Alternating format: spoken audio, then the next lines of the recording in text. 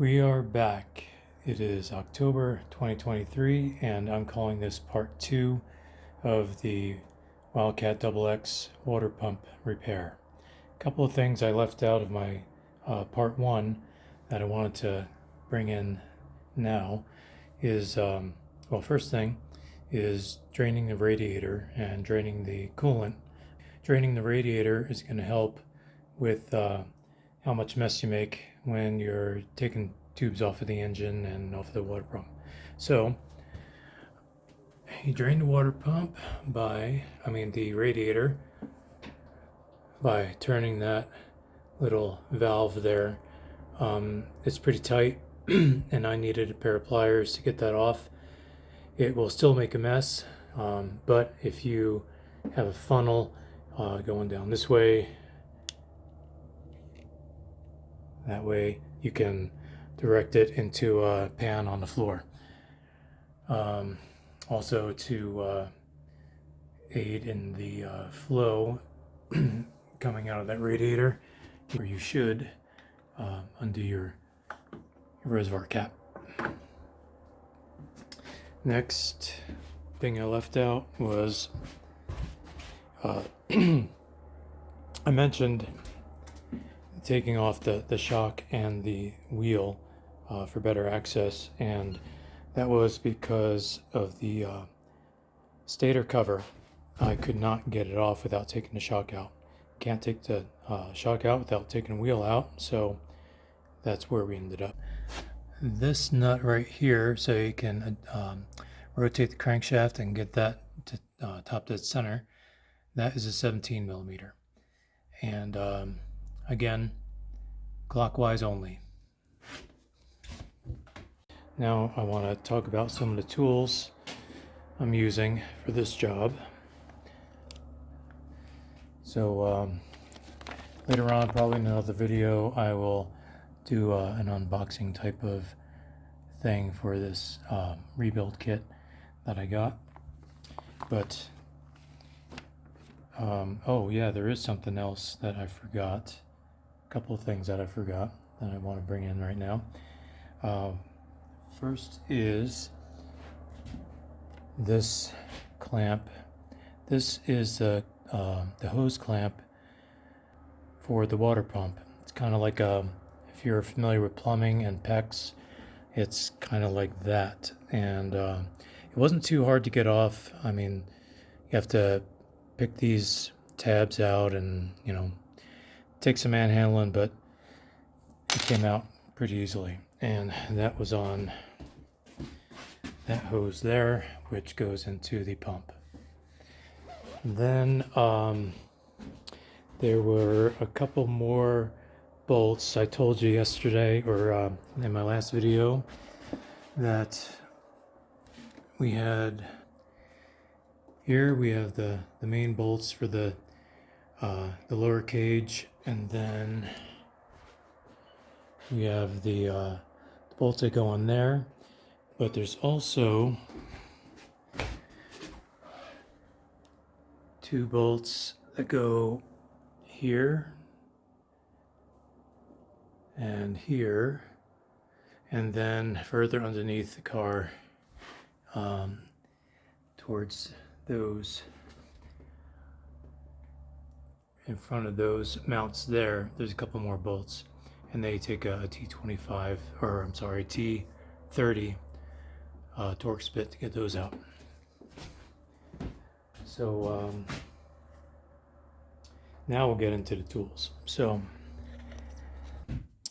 I mentioned the T30 for the these flange bolts, or whatever you want to call them, wafer bolts that hold on the skid plate on the lower cage, and also for the heat shield.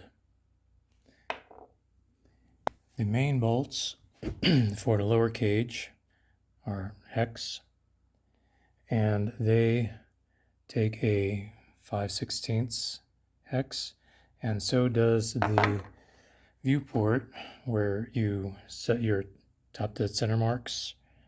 That's also 5/16 hex. But be careful with this, it's plastic and you can chew this up pretty easy. So just be careful with that. Next is this big Mother Torx T60, and that is for getting the primary or the drive clutch bolt out, and so you'll need that. No way you're going to get it out without a T60 Torx bit. Then to get the clutch itself off, here's a special tool, clutch removal tool, and not sure where I got this one, but lots of people carry them, Speedworks, eBay, Amazon, whatever.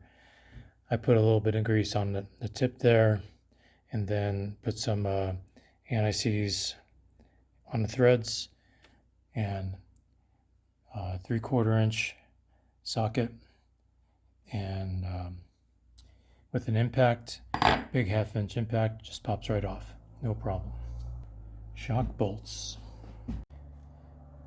The lower shock bolt is a 10 millimeter. I tried a 3/8 and it's a little bit loose. This fits real good. Not going to risk stripping that out or anything. And then the this one here, the nut is 18 millimeter.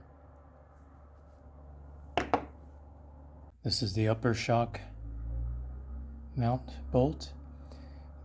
It is 18 millimeter for the nut, and then 15 millimeter for the bolt side. I find that I end up using an adjustable for the nut just because of it's hard to get a socket in some locations. So I mentioned before about this PEX type clamp, hose clamp, or you might compare this to a CV boot clamp. This is no good anymore, obviously. So what I'm going to do is take a hose clamp, and where that blue line is, I'm going to cut that short, maybe even a little bit shorter than that. And then I'm going to have to orient this. So let me see if I can show you. So this is, I think, why they used that type of clamp is because it's a lot less bulky. It doesn't have this part sticking out, and so it goes right here, and it's real close to the clutch cover. So you're gonna have to kind of tuck it in like that, and make sure you don't have anything sticking out and rubbing on the clutch cover. Could cause problems that way. I've heard of hoses rubbing on the clutch cover and causing problems, and hopefully we don't run into those kinds of issues after I'm done here. So I showed you this Vertex water pump rebuild kit. You can see 2 bearings in there. In another video I'm going to show you how to remove the bearing that's in the engine. I just talked about the bearing that was on the back side of the pump, and so I'm going to use that tool and show you how to use that. But to install that bearing, goes in there. I made this tool a while back. This is for originally intended for the secondary clutch. I changed out the spring on that, and that worked out pretty well. So what I'm going to do is get this all set up.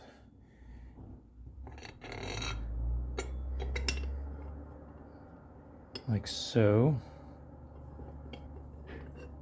Of course, I'm going to have everything centered and balanced and everything. And then I'm going to take the new bearing. This is the old bearing with a few washers. These are 3/8 inch washers that work out to be pretty much the perfect size. They're just slightly smaller than the outside diameter. So you don't want to push on the inside, you want to push on the outside. So what I'm going to do is get that in there like that.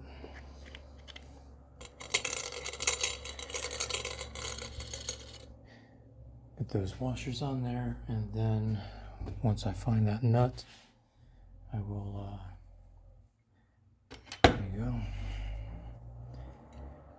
And I'll drive that in with this nut. And hopefully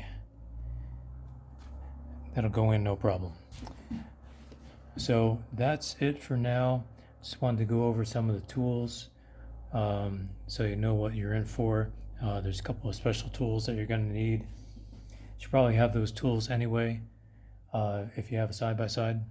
I also got in the mail today my Speedworks lead kit. Looks pretty simple, but I'll do kind of an unboxing thing with that. And I also got my stock replacement impeller, but I'm not going to put this one in. I'm going to wait till Tuesday and put in the billet impeller. So until next time, which shouldn't be too long, I will talk to you then.